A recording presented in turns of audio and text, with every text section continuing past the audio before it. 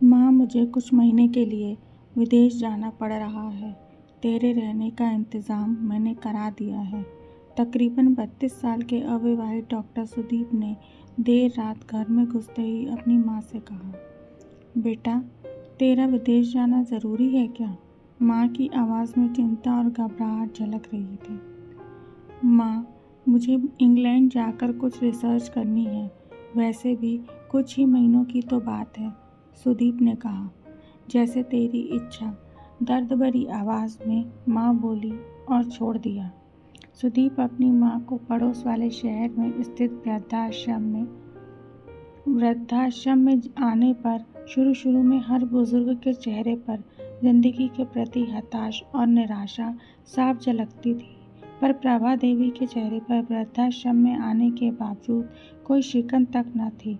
एक दिन आश्रम में बैठे कुछ बुजुर्ग आपस में बात कर रहे थे। उनमें 2-3 महिलाएं भी थीं।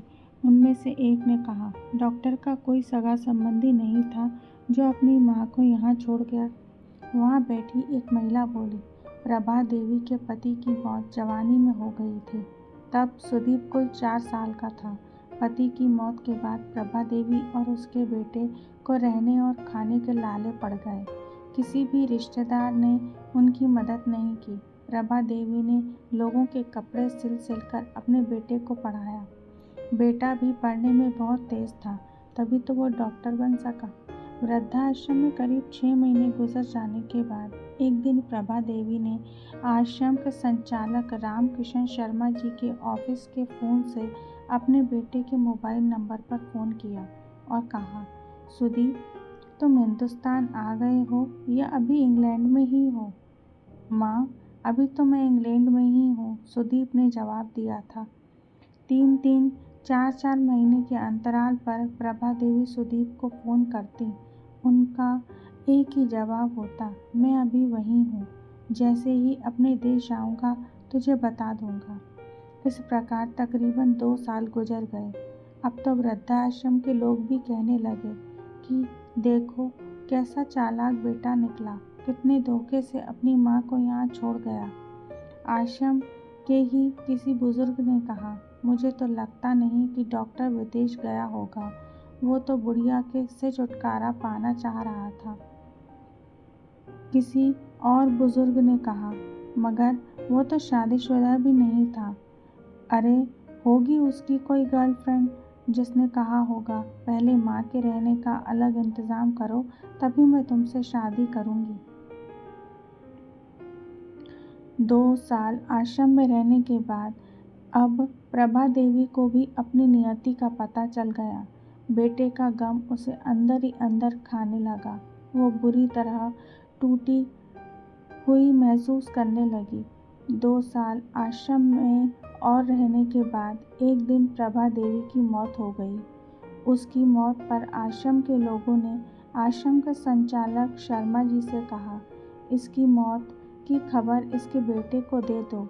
हमें तो लगता नहीं कि वो विदेश में होगा, वो होगा यहीं कहीं अपने देश में ही। इसके बेटे को मैं कैसे खबर करूं? उसे मरे तो 3 साल हो गए। शर्मा जी की यह बात सुन वहाँ पर उपस्थित लोग अचंभित हो गए। उनमें से एक बोला, अगर उसे मरे 3 साल हो गए तो प्रभा देवी से मोबाइल पर कौन बात करता था?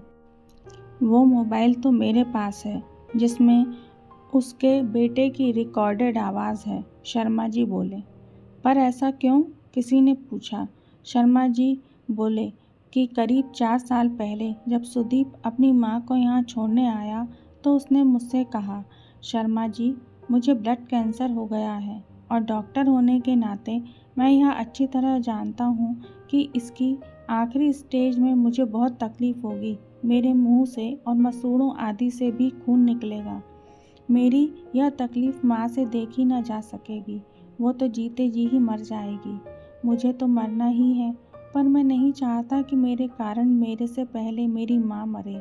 मेरे मरने के बाद 2 कमरे का हमारा छोटा सा फ्लैट और जो भी घर का सामान आदि है वो मैं आश्रम को दान कर दूंगा। यह दास्तां सुन वहाँ पर उपस्थित लोगों की आंखें छलछला आईं। प्रभा देवी का अंतिम संस्कार आश्रम के ही एक छोटे से हिस्से में कर दिया गया। उनके अंतिम संस्कार में शर्मा जी ने आश्रम में रहने वाले बुजुर्गों के परिवार वालों को भी बुलाया। ये थी माँ बेटे की अनमोल और अटूट प्यार की कहानी।